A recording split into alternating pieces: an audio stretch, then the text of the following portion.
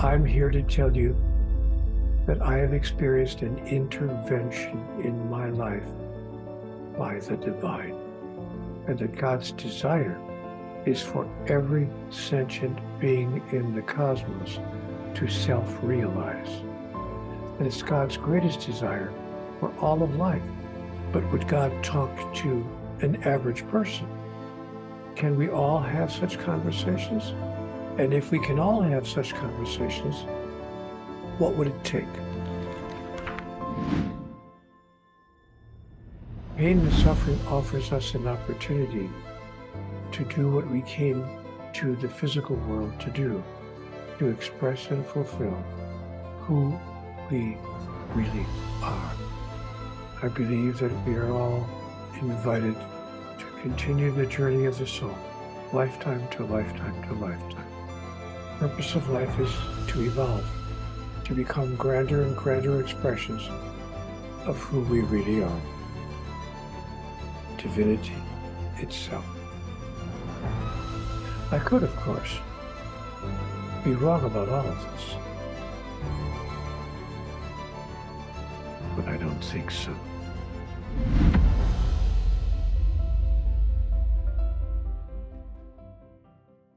I've received those brilliant insights, those wonderful ideas from God directly. And I think we all are receiving it from God directly. As I said, we're simply giving it a different name so that we don't get ridiculed or marginalized. So what I say to those people who tell me that I'm a blasphemer is, well, thank you for your point of view. I'm not sure that I can share your idea, but I appreciate your having the courage to share your truth with me.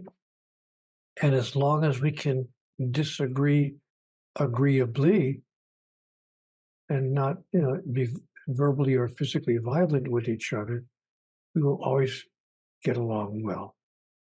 The book you've written is, in God Talk, it's written, obviously there's a very divine connection that it's espousing and inspiring. Yet, upon reading it, I felt this sense of urgency. There's a sense of importance, like the matter is nigh, it's at hand, it's important now that we all learn how to, I don't want to say master this skill, but start to connect is probably the right way to put it. Develop a dialogue with God is exactly how we should probably put it. Why do you think it's so important that, particularly now in this time, that we start to develop a dialogue with God for each and every one of us? Well, because nothing in this world is working. The world is falling apart. We've put together many systems to try to make the world work. We put together political systems, economic systems, social systems, spiritual systems. But none of the systems that we've put together have actually produced the outcomes for which they were designed. For instance, the political system was designed in the hopes of bringing people and nations closer together. And even though they might have political differences, but to bring them closer together in a cooperative venture called human life. But in fact, our political systems have done exactly the opposite. They've not brought us closer together. They've pushed us further apart. And recently, political systems have even become, at least in the United States, and also in other parts of the world as well. Myanmar is a perfect example.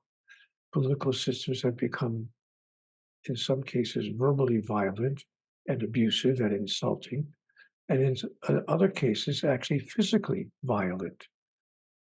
So those systems have produced exactly the opposite outcome for which they were designed. Our economic systems, Amrit, were designed to hopefully provide at least equal opportunity. Maybe we couldn't guarantee equal outcomes, but we certainly hope to provide equal opportunity economically for people to, do well in their life and feel financially secure. But our economic systems have, in fact, not produced that outcome. they have produced exactly the opposite. With 5 people in the world holding more wealth and resources than half of the world's population combined. And with people in some countries so poor and so without financial resources that they haven't had one drop of pure water in their entire lives. And we have 653 children. This is an actual statistic, by the way. 653 children dying on this planet of starvation every hour. Not every day, not every week, not every month, not every year.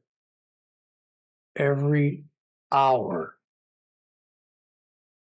Because of rampant poverty. We can't even get food to starving children. And so our economic systems are clearly not working to produce the outcome for which they were designed. Our social systems were produced in the hopes of bringing people of different races, different colors, different religions, different economic status, different sexual orientations, different points of view about life to bring us closer together. Those systems have produced exactly the opposite outcome. Rampant verbal insults and violence, and a sense of alienation between people in those groups, a higher experience of alienation than I have ever seen in my 80 years on this planet. And finally, our religious systems, originally designed to bring us closer to God and hopefully, therefore, closer to each other,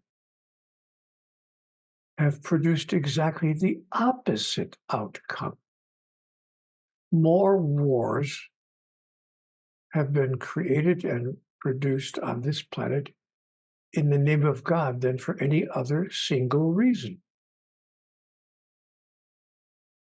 We've had violence on the earth for all but 5% of recorded history because we can't even agree on our religious experience. We can't find a way to, as I said earlier, to disagree agreeably. So we call each other names. We even condemn each other to everlasting damnation because some religions say that if you belong to another religion, you're going straight to hell. So now, when we have every system you can imagine, religious systems, social systems, economic systems, and political systems dysfunctional, that would be the answer to your question. Why is it important for us to have some kind of experience with a higher power? You know what's interesting, Amrit? Sociologists have taken surveys in the past 10 years around the country. I should say around the world, actually. In most of the countries of the world, they've gone to people in the street. Sociologists have taken a survey, scientific survey, asking one question. It was a one-question survey. Do you believe in a higher power? Amrit, 8.5, statistically speaking, out of 10 people. 85% of the people who were asked said yes. They believe in a higher power. So we have massive agreement that there's more going on here than meets the eye. We simply can't agree on what that is and what that higher power wants and what God requires of us and what happens if we don't give what we imagine that God requires. And those disagreements, as I mentioned a moment ago, have created actually violence and war on this planet for all but 5% of recorded history. So I think it's important, and I think it's obviously why it's important. If humanity wishes to survive itself, it's important for us to get in touch with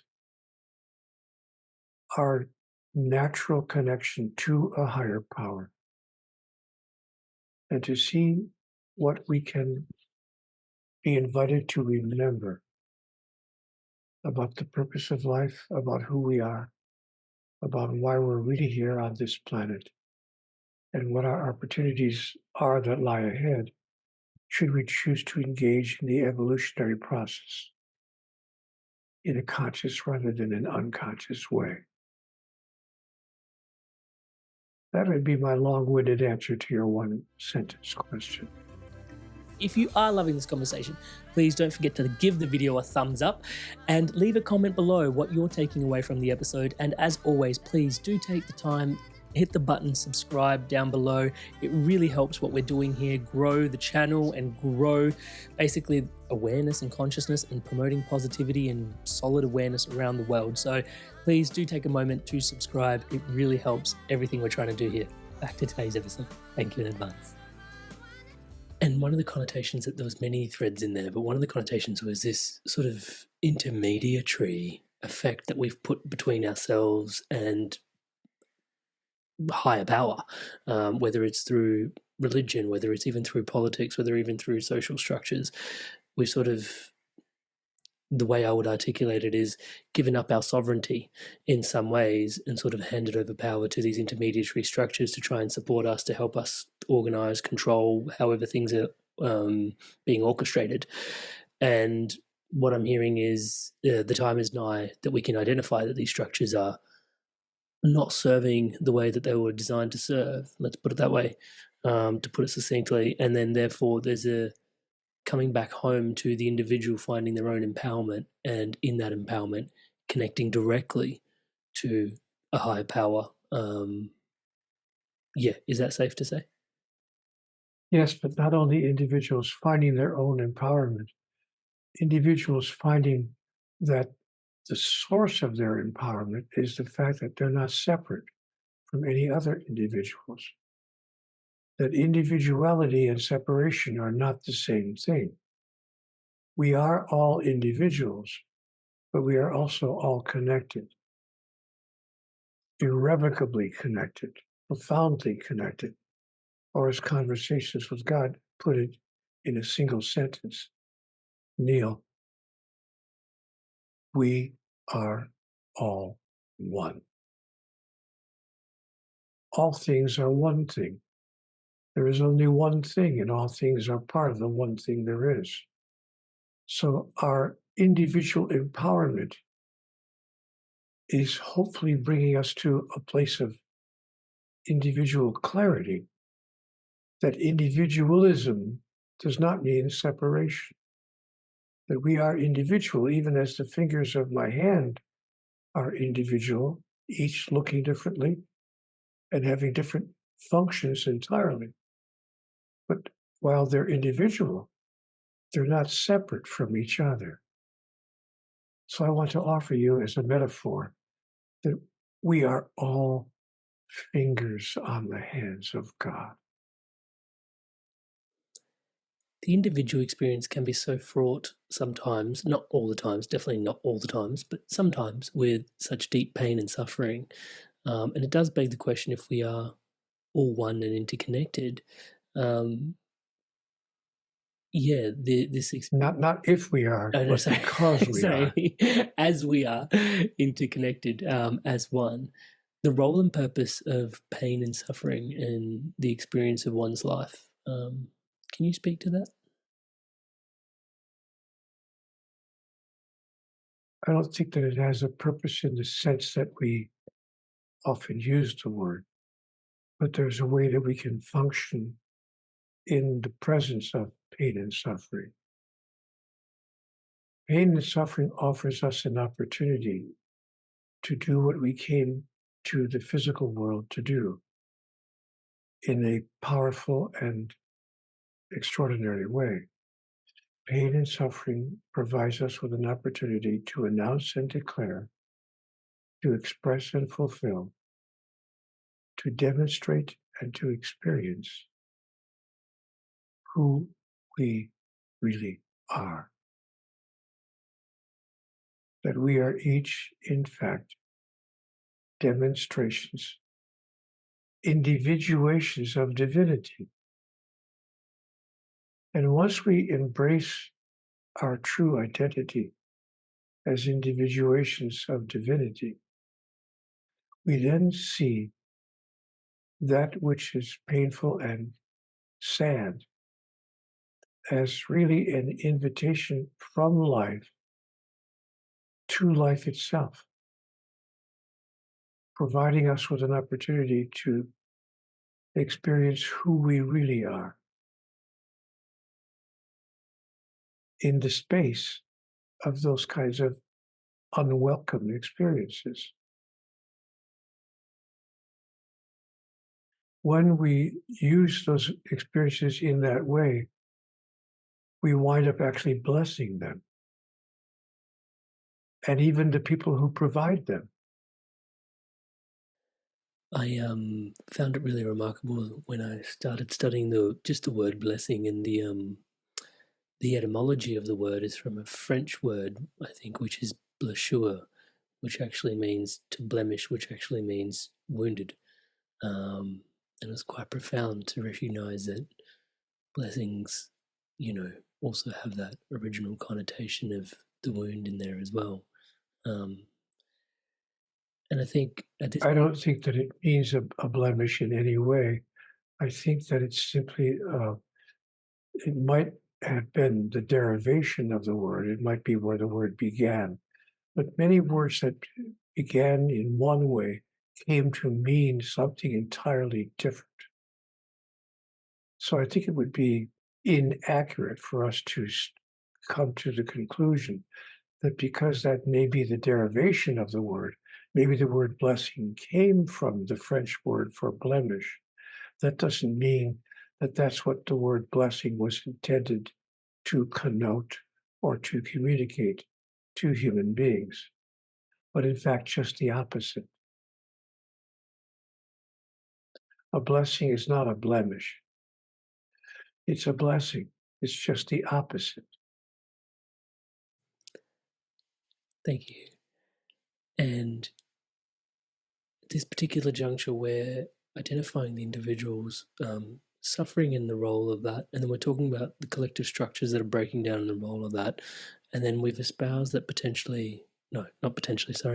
we've espoused that the time is nigh for a deeper higher connection. Do you call this, do you look at this as a collective and an individual awakening that's currently happening on the planet at this particular time?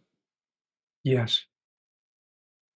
It's the first time I could answer shorter answer than your longer question.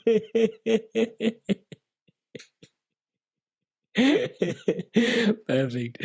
So there is an awakening happening at this time. And can you facilitate our journey to developing our conversation with God?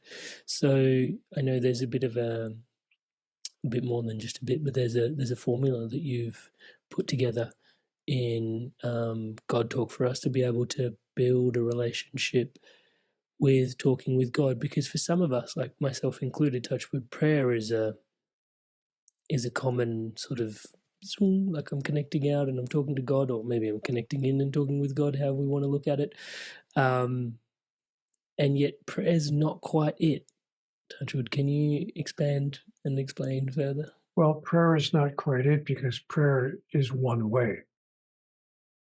But a conversation with God is two-way. That is, we say something to God and God replies to us. And in 100 different ways, God could reply to us with actual words, maybe the lyrics of the next song you hear on the radio, uh, perhaps the chance conversation you happen to overhear at the coffee shop from the couple at the next table, or the coincidental meeting of a friend that you haven't seen in several months on the sidewalk, on the street, or in many, many other ways as well. The words on the next billboard as you're driving down the highway and turning the corner around, and the words just happen to provide a 12-word answer to the question that you've been mulling over for several weeks. So that God is communicating with us, as I said earlier, in many different ways across many different lifetimes. So the process that I developed is something that I gave a lot of thought to when I was invited to write this book. Most authors, when they have a book in mind, they write the book, then they try to find a publisher. And that was the case of my first books as well, of course. I wrote a book and then I looked to see if I could find some company that wanted to publish it. But in this case, for the first time in my life, really, the phone rang and it was a publisher calling me. It's never happened before. The publisher said, "Neale, would you be willing to write a book for us?" I said, "What did you have in mind?" They said, "Well, many people have been wondering if it's really true that you have conversations with God. And if you do, can we all have such conversations? Or is it just you? And if we can all have such conversations, what would it take? How do you do it? Can you give us some clues?" I said, "Well, let me think about it and see if I can come up with something."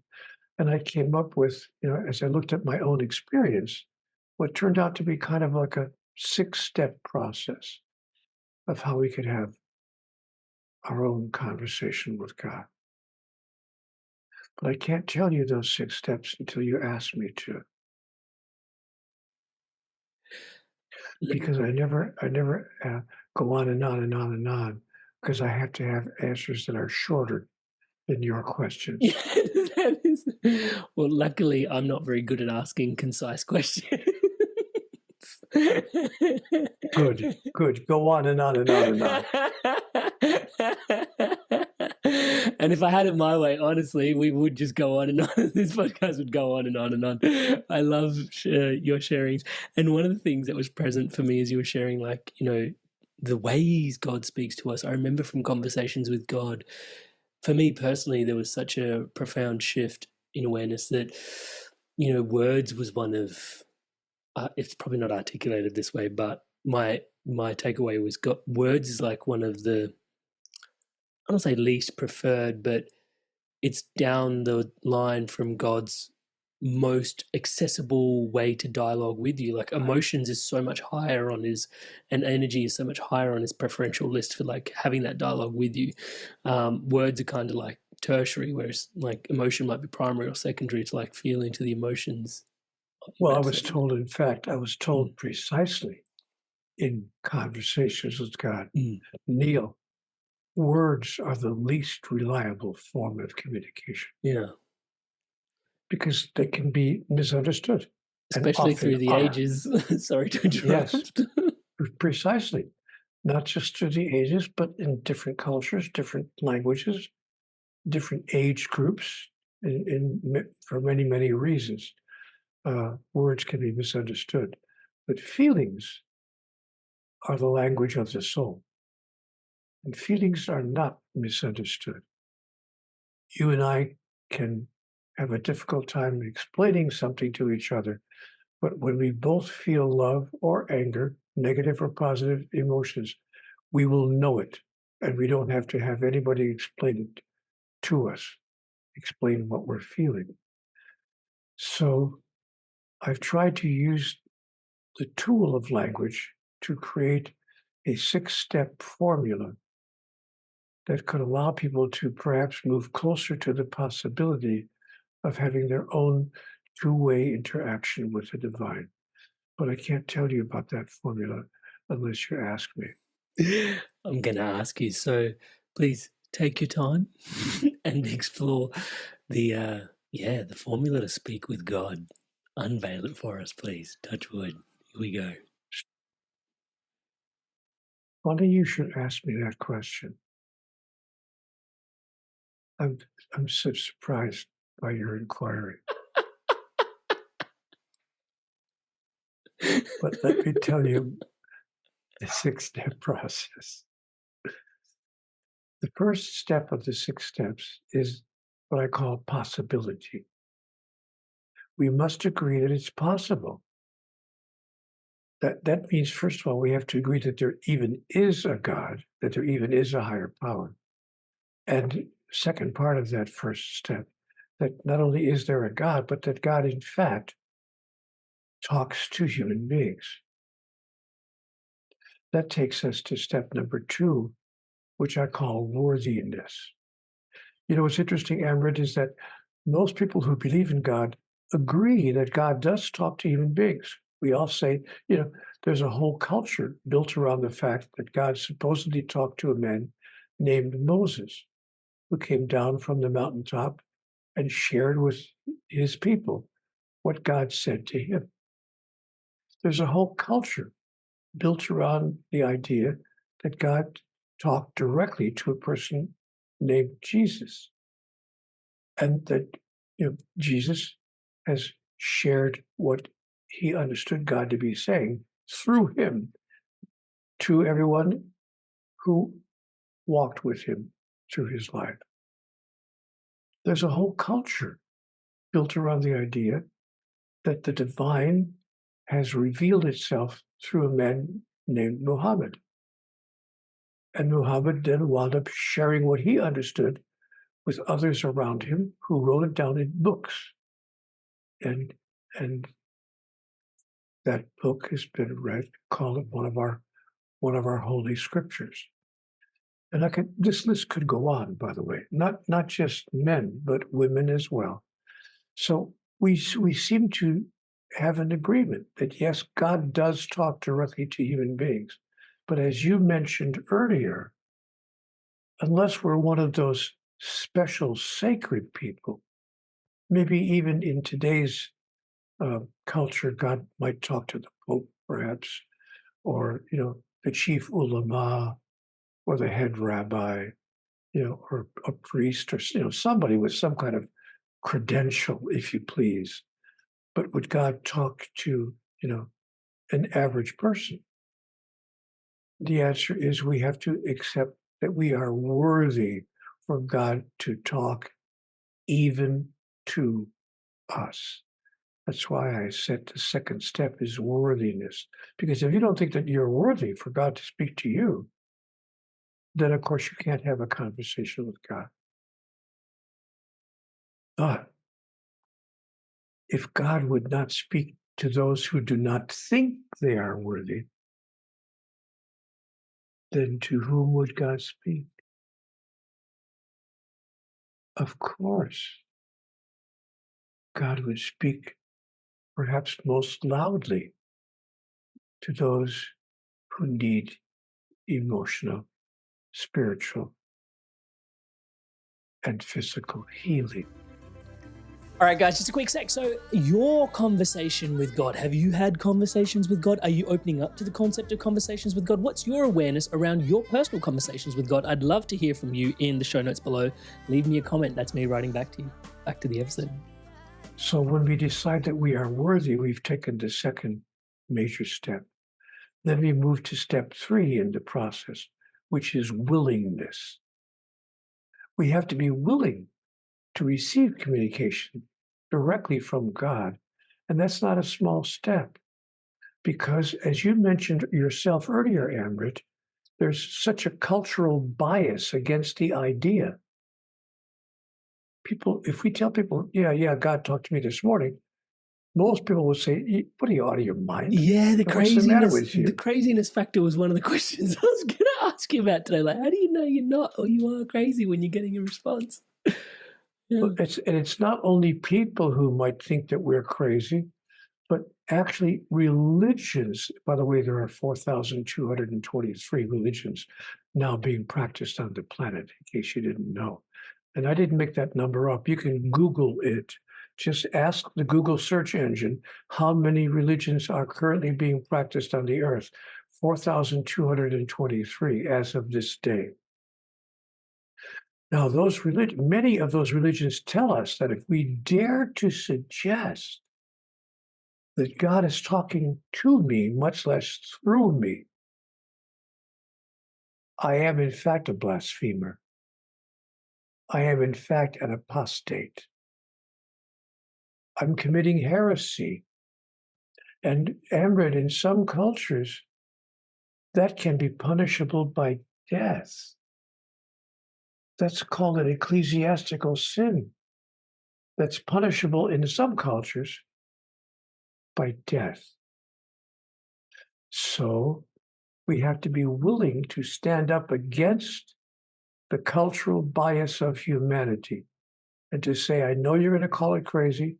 I know you may even call it a blaspheme, but I'm here to tell you that I have experienced an intervention in my life by the divine. Which brings us to step number 4, wakefulness. If we are imagining that God exists, that we are worthy to receive communication, and that we are willing to brave the consequences, then we must be wakeful. We must be wide awake to these experiences, or we'll miss them. They'll be right in front of our face, and they'll go in one ear and out the other, or right past us, and we won't even see them for what they are. So we have to, as I like to say, stay awake. Don't be asleep at the wheel. Which takes us to step number 5, which is acceptance. Once we are awake to the messages that we are receiving from the divine, we have to accept them for what they are and not reject them by simply saying, "Oh, it's just a coincidence." And, it was just a happenstance, or it's my imagination. It's just my imagination. I'm making it all up. So we call it something, and we call it everything else, and we don't even accept it for what it really is. We need to diminish it or dismiss it. Worse yet, either diminish it or dismiss it, and not even pay attention to it. So that's a very important step number 5, is to accept the communication when it occurs and call it what it is, and then do something about it. Don't ignore it. Which takes us to step number 6, which is discernment. We need to develop the ability to discern, or, if you please, tell the difference between communications from the divine and the kinds of incoming data that's part of our lives these days, especially these days with the internet. We can't even walk away from our phones anymore. Years ago, we could at least leave the house and leave the telephone at home. These days, if you're not carrying a phone in your hand, people think there's something wrong with you. And if you don't answer their texts immediately, they want to know why. So we have to then discern what is the difference between messages from the divine and messages that we're receiving from all sorts of sources in the social media and television, news magazines, and 100 other sources that we are assailed by in daily life. So not everything is a communication from God, and we have to be very careful that we don't start getting into a mindset that says, it's a sign. It's a sign. It was a sign. The other day, I reached into my pocket to get my car keys out of my pocket, and I accidentally pulled out a $5 bill. At the same time, I pulled the car keys out, and the $5 bill landed on the ground. And I said to everybody around me, it's a sign. We're all supposed to take all the folding money out of our pocket and throw it on the ground right away. It's a sign from the divine. Take the folding money out of your pocket and throw it on the ground. Or maybe it wasn't a sign. Maybe it was just a simple incident. Maybe it was simply an accident. So we have to get to a place where we can discern the difference between actual communications with and from the divine and other kinds of experiences that we're moving through in our lives. So those are the 6 steps: possibility, worthiness, willingness, wakefulness, acceptance, and discernment. I explain them in even greater detail in the book itself to help people move through each of those 6 steps on their way to having their own conversation with God. Hey, your Inspired Tribe. I want to take a quick sec. I wanted to share something today with you that is really dear to my heart. And it's actually what keeps the entire ecosystem around the Inspired Evolution thriving, my one-on-one coaching. So it's basically coaching that helps you live a spiritually aligned life. I coach people from all different types of walks of life. These people are leaders and they're looking to have an incredible spiritual impact in the lives that they're leading for themselves, and then also lead in alignment to their values. Now, you don't have to take my word for it. Here's a few people that have also transformed through my coaching, and here's what they have to say. Amrit is a fantastic coach. In a few sessions, he got to a depth that I'd only experienced before working with certain medicines. He's gone through a lot of the struggles that you're probably facing. Then my corporate banking job wasn't really doing it. You feel like you're not making progress towards your goals. And Amrit's been a really strong, supportive figure in my journey. I'm more in control of myself. I'm kinder to myself. I actually have that vision and a purpose. I do feel like I'm a better version of myself already. Amazing energy. He was easy to talk to, which made me easy to trust him. Working with Amrit at 9 o'clock on a Saturday morning, and really I was bouncing out of bed. Whenever I get off the calls with Amrit, best money we've ever spent. I would not recommend him because I don't want everyone to know about him and then I won't be able to book him. If he gets too busy, I won't get my turn. I would say absolutely. There's no way you can work with Amrit for a period of time without being transformed. So if you're considering him as a coach, do not hesitate, because you won't be disappointed. As you guys can see, there's a lot of people all over the world from all these different corners experiencing incredible transformations. I don't think, if I can say humbly myself, that there is anything quite like this somewhere else online. Most people that, have channels that, grow and grow and grow don't really focus on one-to-one offerings. I have just found that it is the most profound space where you can bring yourself in a private container and really just share what's going on for yourself. And if you want to book in for that call with me, touch base, it's www.amrit.coach/life. That's www.amrit.coach/life. There is a link in the show notes below to book in that call. And yeah, if you want to take your journey further, if you want to dive in deeper, and you really want to live a spiritually aligned life, if it's for you, please do check it out. And without too much further ado, once again, for your spirit, for yourself, today's podcast. I know it's not quite like this, but just for the sake of painting a picture and being able to ask the question clearly, it almost seems like, let's say the high power's up here, or God's up here. And I know there's no, the up is fraught with biases, but nonetheless, for the moment, let's say God's up here. It seems a lot like the formula to connect in is largely about receptivity. Possibility, that it is possible, opening us up, worthiness, that actually, I can connect, and then the willingness, I do want to connect, and then wakefulness, staying awake to the messages that are coming through, and then acceptance that, this is my message that got through, and then discerning that, not to over-obsess on everything as being a message, but, that there are certain poignant messages that are coming through at the times that they are. So all of that to say, it feels like from the formula that God is actually always talking to us. The current is actually always pouring down. It's more about us actually opening up and connecting to the current of conversation. Is that a fair assumption? Is that, what am I drawing there? Am I drawing a safe conclusion? It's, in my opinion, it's precisely accurate. And I would only change a couple of the words you used. I think that God exists inside of all of us. I think that each of us is an individuation of the divine. So I don't really quite see, as you said, when you mentioned it, it's fraught with challenges. I don't see that God is not like rain that's falling down on us. But God is like, an energetic that is rising within us and bringing us an awareness that already exists within us, but that we simply may not be currently remembering. So that the process of communication from the divine is a process of that which is the divine wisdom, clarity, understanding, awareness arising within us.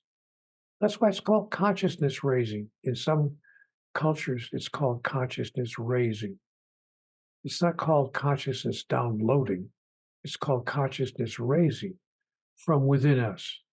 But when we raise our consciousness from within us, we suddenly find ourselves thinking, acting, being, and even speaking in ways that we might not ever previously had imagined that we would. You know, when I'm in front of an audience, Amrit, I often ask a question.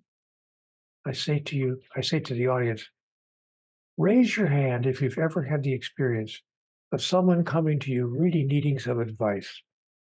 It's, maybe a friend or a family member, perhaps a child or a brother or somebody coming to you who really, really needed important advice.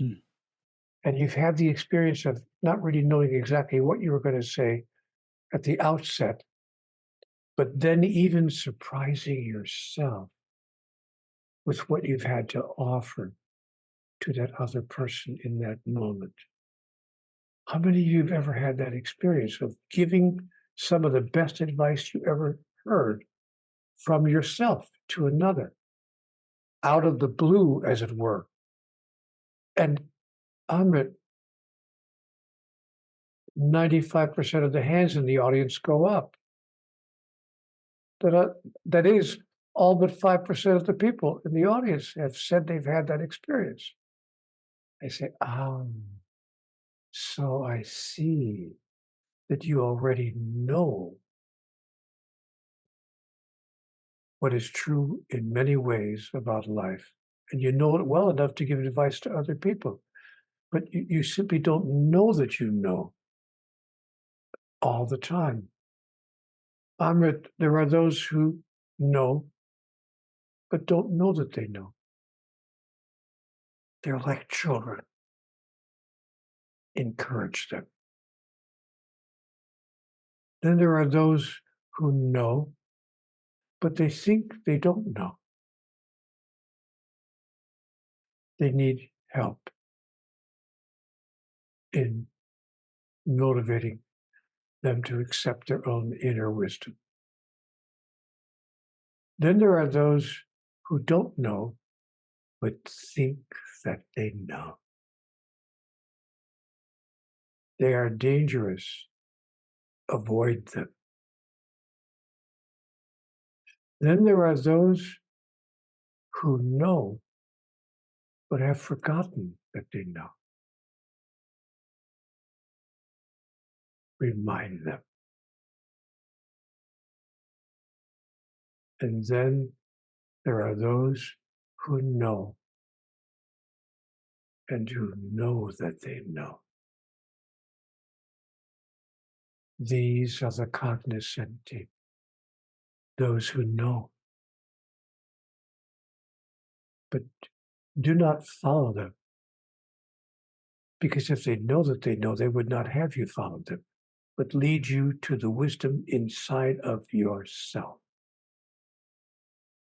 Even as one of the great masters in world history, a guy who walked around here on this planet around 2,000 years ago or so.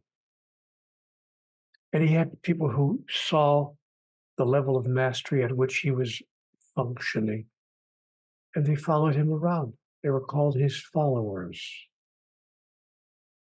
And they were amazed at the things he was saying and doing. And he turned to them more than once and said, and he's quoted as saying this, "Why are you so amazed? These things and more shall you do also."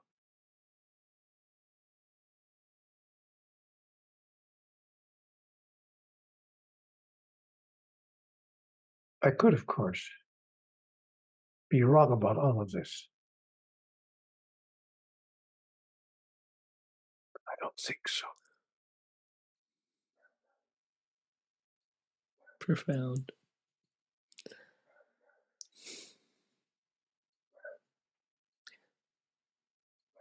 Winding back into the steps for a moment, the first step requires us to have a firm belief in the divine. When you mentioned possibility, accepting the possibility that God exists, yeah, possibility makes it sound like maybe I could consider that something exists and my connection might be possible. But how firmly does one need to believe in the divine for there to actually be a really robust initial connection?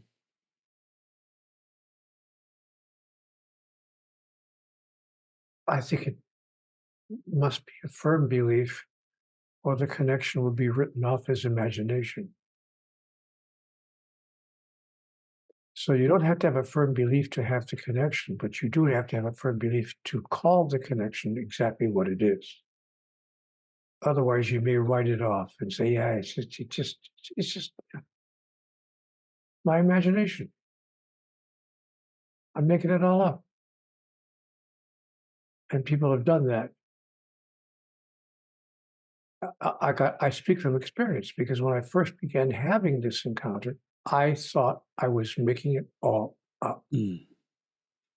Until I was told some things that were so, frankly, just between us, so profound, that I realized I couldn't have made that up. I never would have in a million years made up something like that.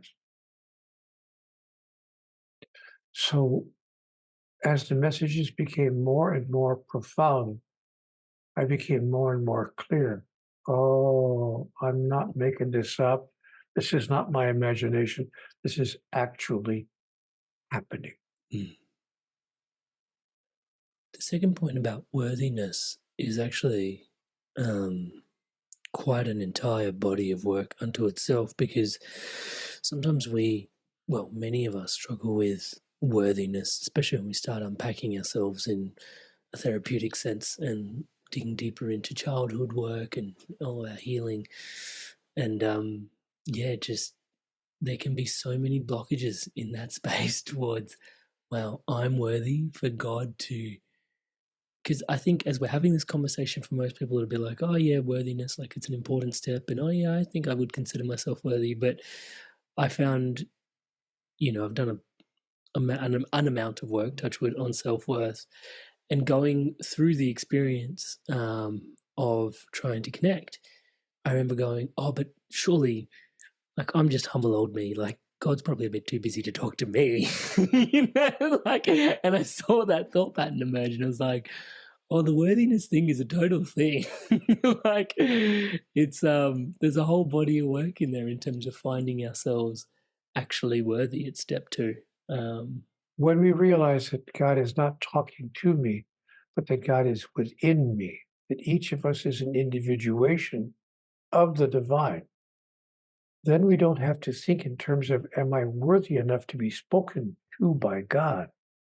But simply, am I worthy enough to experience the presence of divinity within me, placed by God in every sentient being in the cosmos? And then, from that place of knowing that deep down inside of me is divine wisdom, divine clarity, divine understanding, divinity itself, including divine love. When I'm clear about that, I can call it forth, not call on it to come to me, but call it forth to come through me. Is the divine within us? I'm going to use the word yearning kind of loosely. Yearning for us to finally come home to recognize and look at it and find ourselves worthy enough to be able to connect to it.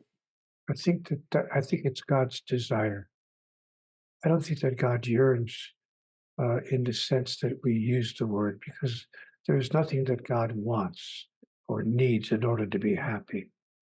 But I think that God has a desire, and that God's desire is for every sentient being in the cosmos to self-realize. And it's God's greatest desire for all of life to be a demonstration of itself. In step 3, you talk about willingness, and I think the necessary conditions for providing willingness is a great step to dive into the book. Step 4, you talk about wakefulness. And I think we run the risk a little bit. And I think step 6 is really helpful because it helps us recognize the discernment piece to not overlabel everything as, this divine. Everything is divine, but, not everything is a message, like you said, at all times. But it sort of wakefulness can be misconstrued as constant vigilance in that way. And one of the sort of things I found you saying was attentive inattention, and the unexpected expectation, active inactivity, these kind of somewhat polarity-based sort of holdings of state. Can you describe a little bit around, just the wakefulness and how it's not really constant vigilance, which can be quite an on buzzy kind of frequency? Can you describe constant wakefulness a little bit further? Well, you're doing a good job, actually, Amrit, of describing what it is not, what wakefulness is not. I agree with you that wakefulness is not constant vigilance. In fact, that level of constant vigilance can often block us and stop us from receiving the information that exists within us, because we're so vigilant and we want to make sure we don't miss a single thing. We're paying so much attention to it. It's like, you know what? For me, the analogy that I use is cooking. I happen to enjoy being in the kitchen. I'm a pretty handy guy around the stove, as it happens in my life. It's been something that I've enjoyed doing. But when I'm trying to make something very special, if I'm so vigilant about every single ingredient, no, not 3/4 of a cup, only 2/3, no, not a teaspoon, half a teaspoon. No, be careful, oh, it's too much salt, you put too much salt in. If I get so vigilant about every single aspect of what I'm doing when I'm making that special meal for my family, I ruin the meal because I'm paying too much attention. So if we pay too much attention, then we are at tension. That's why the world is called attention. We are ATTENSION. We are literally at tension. And so I suggest that we don't pay so much attention that we turn what could be a calming, joyful experience into an experience of tension. Therefore, wakefulness does not mean constant vigilance. It means simply decide that you're not going to miss the obvious. But stay awake. Like driving down the highway. Pay attention. Stay awake. But don't be so vigilant that you miss the stop sign. Thank you for clarifying that. There's a question that emerged for me around hearing God's voice and discerning that from our own personal intuition. Some of us may have a relationship with our intuition. Are they one and the same? Are they different? What is the difference? What is the similarities? Where does intuition lie in and around God talk? I think intuition can be a demonstration of divine intervention. But I think it would be a mistake for us to assume that every single solitary experience of intuition is, what I'm calling in my world a conversation with God. It's like I mentioned something about that earlier. So, I pay attention to my intuition and almost always follow it. But if my intuition somehow, is bringing me some kind of negative, energetic, I rarely pay attention to that, because conversations with God, in my experience, are never negative, but always positive and healing and opening us to our awareness, not opening us to our fear. I think that's really important to be aware of. Thank you. And you also mentioned just a couple of moments ago this deep knowing. And it's been a deep fascination of mine, this deep knowing, because as a coach for helping people live spiritually aligned lives, they come to many people come to coaching, and they can't really articulate why they know a certain thing, but deeper than their bones, they tend to know that they're meant to do such and such, or they're meant to experience such and such in their lifetime. And there's this quality of deep knowing that I've come to learn runs deeper than intuition in my humble awareness perspective of things. And I heard you use the term just before as well. Can you just share a little bit around your awareness of this deep knowing, as you called it, as well? Well, I echo your own experience, Amrit. I think I agree with you. All I can do now is say basically what you said in different words. I think that people do frequently experience a level of knowing that defies logic, defies previous experience. They can't say, oh, I know this because it happened before. It may be something that's never happened ever in their lives. It may be something about which they literally have no knowledge, but they have a knowing deep in their, as you say, deep in their bones, deep in their body, deep in their self about something. I hate to use such a trite example, but I'm going to use it to make a point. When my wife walked into the room for the very first time, as a strange lady that I didn't ever have any awareness of, she was brought to my home by a friend. We were having an evening gathering at my house. I invited my friends and told them, bring along anybody you think might enjoy joining us for an evening of fun at my house. It was a kind of a family gathering. So in the larger sense of the universal family of friends. So this guy came over with his girlfriend. I took one look at her and I had a deep knowing. Uh-oh, I'm in trouble here. I would ask you to keep it PG from this point. Sorry. And what's fascinating is that later on in our friendship, she told me she had the exact same feeling. Wow. Here she's brought to my home by another guy, but she said that she took a look at me. She didn't have a committed relationship with the other guy. They weren't married or engaged or anything. They were just pals, palling around. But she still was with him.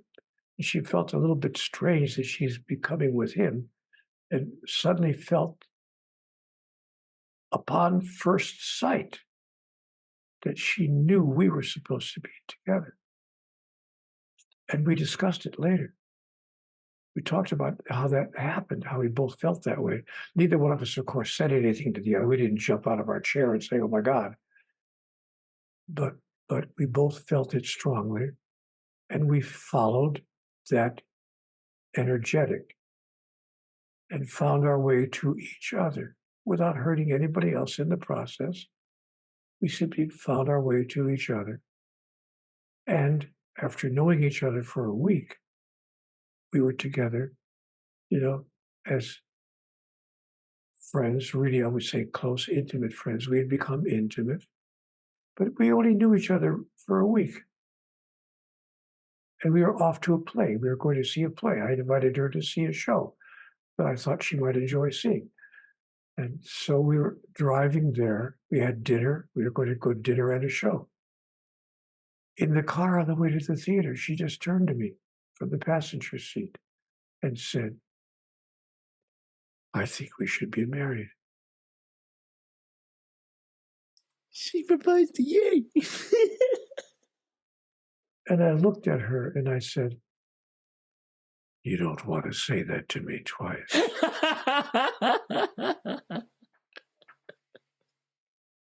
She said, no, I'm serious. I think we should be married. We like the same food. We like the same music. We like the same kind of theater. We like the same books. You know, we're good together intimately. Everything works out. We have the same philosophy. We have the same ideas. I think we should be married. In only a week's time than being physically together, yeah. And I looked at her and I put my hand across the front seat of the car and I said, done. And shook her hand. And we flew off to Las Vegas 2 days later, where you can get a marriage license with no waiting period. Went to a wedding chapel and came out as man and wife.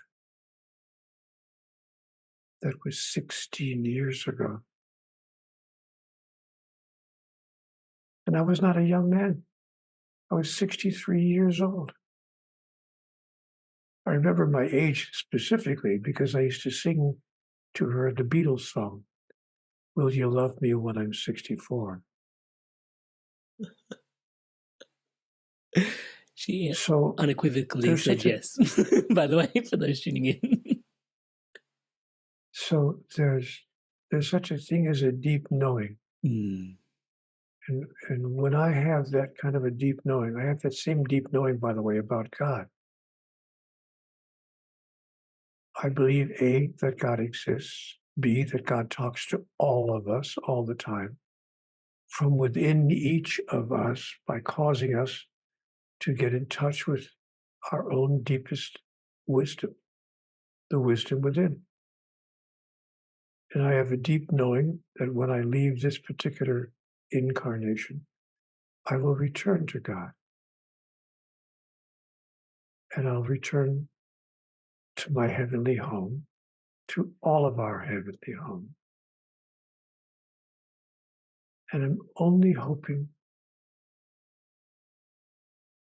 that I've lived my life in such a way that God will say, well done, good and faithful servant. Well done.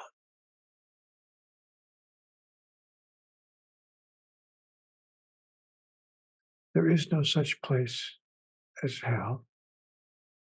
Damnation does not exist in the afterlife, despite the proclamations of most of the world's 4,000 religions, or 2,000, or whatever there is. But I believe that we are all invited to continue the journey of the soul, lifetime to lifetime to lifetime, in a process that I loosely call evolution. And then at some point, we evolve to the level where we return to physical life as what you and I would call a master. Moses, Muhammad, Buddha, Mother Mary, Mother Teresa, Julian of Norwich, Teresa of Avalon, Joan of Arc. People who simply move through life in such a way that allows them to demonstrate who we all really are. I could, of course, be wrong about all of this,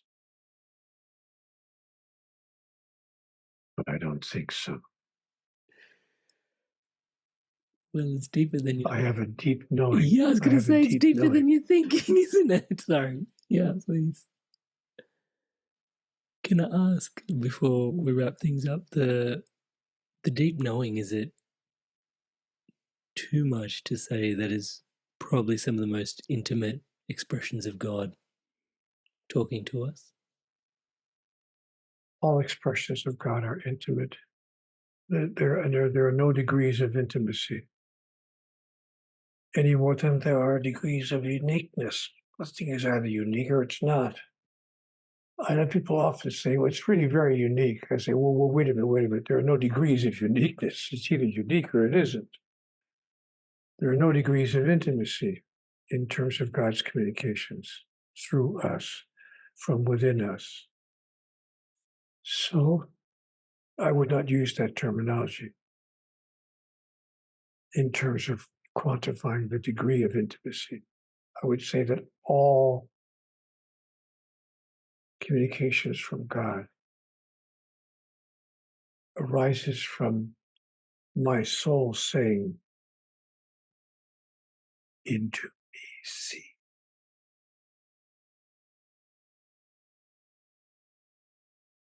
Hey God, here's my invitation. Into me see. And God says the same thing to me.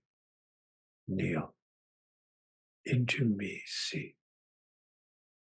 And we pronounce it intimacy. I'm processing that so deeply, I'm sure there should be a question that I should be asking at this point. No, a good interviewer knows when he can't top what's just been said.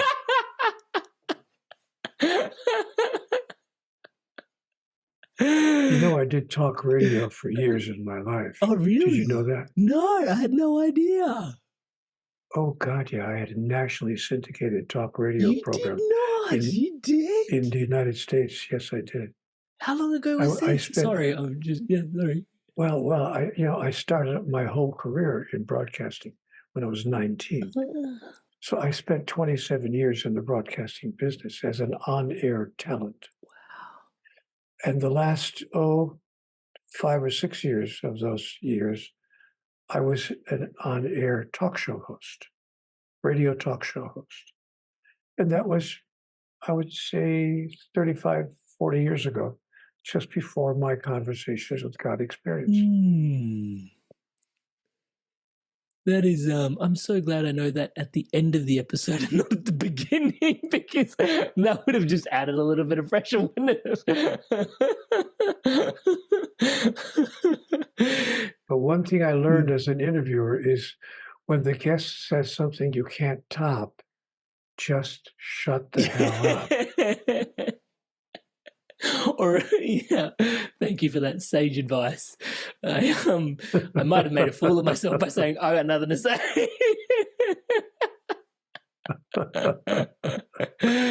Oh, wow. Neale, I've got a couple of quick rapid fire questions to wrap up the podcast, just in, just to sort of, bring us everything into a close, if you would do us the honors. And then, so one of the questions is, what is your definition of living a good life? Living a life that expresses the highest thought I ever had about myself in a way which never touches another negatively, that never causes hurt, damage, harm, or injury to another person, but that elevates both of us and all of us. Thank you. Neale, your definition of God, please. There is no definition. The attempt to define God would limit our experience of the divine, because the divine, by definition, is that which is unlimited. So, how do you define the unlimited, other than to say that it is unlimited? But if I was forced to come up with something, I would say what I said in my most recent book, just prior to the book God Talk. My most recent book prior to that was a book called The God Solution. The God Solution, yeah. And in The God Solution, I offered a 2-word definition of God: pure love. And anyone who wants to know how to apply that in their life is welcome to receive a copy of my author's manuscript. I send an author's manuscript of the book Pure Love, the book called The God Solution, to anyone who asks me for it at no cost, no charge. All they have to do is write me an email to neale@nealedonaldwalsch.com, and I'll send them the author's manuscript by return mail. Wow, that is so generous. Because I want everyone to really receive that information. So they can answer for themselves the question, who and what is God? And how can I experience the presence of the divine in and through my life? I love that. And that was the theme of our last conversation as well. And I put a link to, we'll put Neale's email that he just referred in the show notes below, but also the last conversation we had here on the Inspired Evolution podcast called The God Solution. Thank you, Neale. The also rapid fire question round still going. What is the ultimate purpose of life, in your opinion? It's the same in my understanding, for every sentient being throughout the cosmos. To experience our true identity. To experience ourselves as individuations of divinity in ever increasing and larger ways through a process that I just described a minute ago called evolution. So if I could put it in one word, the purpose of life is to evolve, to become grander and grander expressions of who we really are. Divinity itself. So beautiful. I will put a link to God Talk and the God Solution below. The question normally is, how do people find you? But you are just one of the fingers on the hand in some way, and so we are all connected. But maybe one of the other fingers wants to bounce around and tap the other finger here in this reality. What is the best way for people to dive in deeper, per se? I'll put the link to the books in the show notes below. Anything else you'd espouse? Anyone who wants to stay connected to the Conversations with God experience can simply write to cwgconnect.com. And there I have a platform called Ask Neale, where I interact with people on a daily basis. Brilliant. Thank you so much. And I'll link that in the show notes in the description below. Neale, before I let you go, anything else, any stones left unturned in today's conversation? Anything else you'd like to share before I wrap it up? I think we covered the waterfront. Thank you for the opportunity to be here with you.